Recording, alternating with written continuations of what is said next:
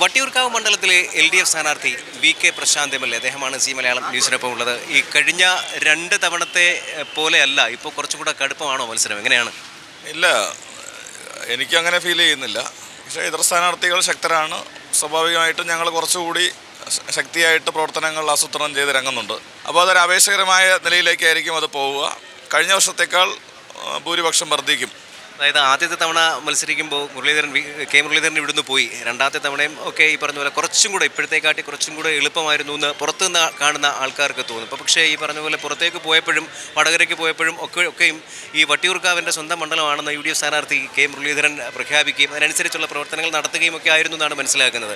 അദ്ദേഹം 8 വർഷം MLA ആയിരുന്ന മണ്ഡലമാണ്. എന്നാൽ വികസന കാര്യങ്ങളിൽ ഒന്നും ചെയ്തിട്ടുമില്ല.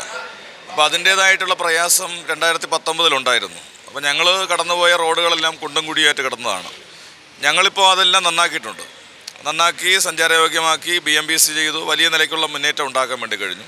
അപ്പോൾ അദ്ദേഹം മണ്ഡലം വിട്ടുപോയ ആളാണ്.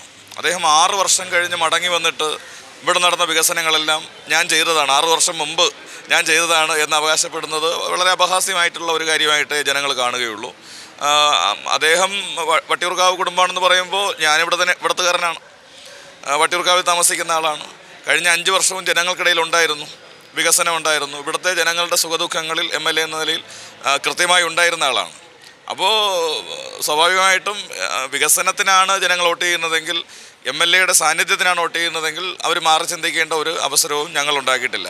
പ്രളയ സമയത്തെ സഹായമൊക്കെ ആയിട്ട് ബന്ധപ്പെട്ട് അടുത്ത കാലത്ത് സോഷ്യൽ മീഡിയയിൽ പൊന്തുവരുന്ന ചില കാര്യങ്ങൾ, തിരുവനന്തപുരം കളക്ടറായിരുന്ന വാസുകി ഒരുക്കി വെച്ച ഇൻഫ്രാസ്ട്രക്ചറിൻ്റെ ആനുകൂല്യം മുതലെടുക്കുകയായിരുന്നു VK പ്രശാന്ത് എന്നാണ് പറയുന്നത്. കണ്ടിരുന്നു, ശ്രദ്ധയിൽപ്പെട്ടിരുന്നു അങ്ങനെ?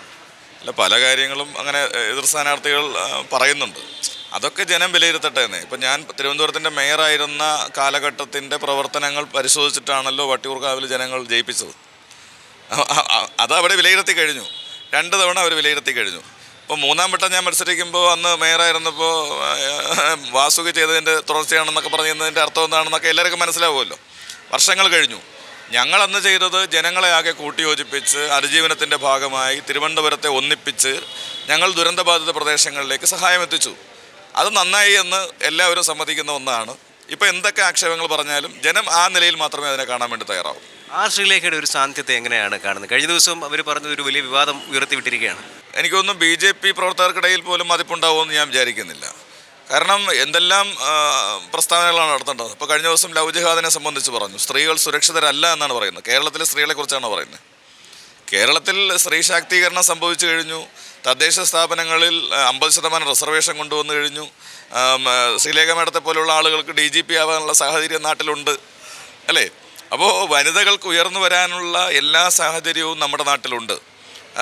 പെൺകുട്ടികൾ ഇന്നിപ്പോൾ ആൺകുട്ടികളെക്കാൾ മുന്നിൽ വരുന്ന സന്ദർഭമായി കേരളത്തിൽ വന്നിരിക്കുന്നു. അപ്പോൾ എന്തെങ്കിലും തരത്തിലുള്ള പ്രശ്നങ്ങൾ വന്നു കഴിഞ്ഞാൽ നിയമപരമായിട്ടുള്ള പരിരക്ഷ സ്ത്രീകൾക്ക് കിട്ടും. പോലീസ് ഉദ്യോഗസ്ഥയായിരുന്ന അവർക്ക് കിട്ടിയില്ല എങ്കിൽ അത് പരിശോധിക്കപ്പെടേണ്ട ഒരു കാര്യമാണ്. സാധാരണഗതിയിൽ കേരളത്തിലെ ഏതെങ്കിലും ഒരു സ്ത്രീക്കെതിരെ എന്തെങ്കിലും ഒരു അതിക്രമമോ പരിഹാസമോ ഉണ്ടായിക്കഴിഞ്ഞാൽ അപ്പോൾ പരാതി കൊടുക്കും.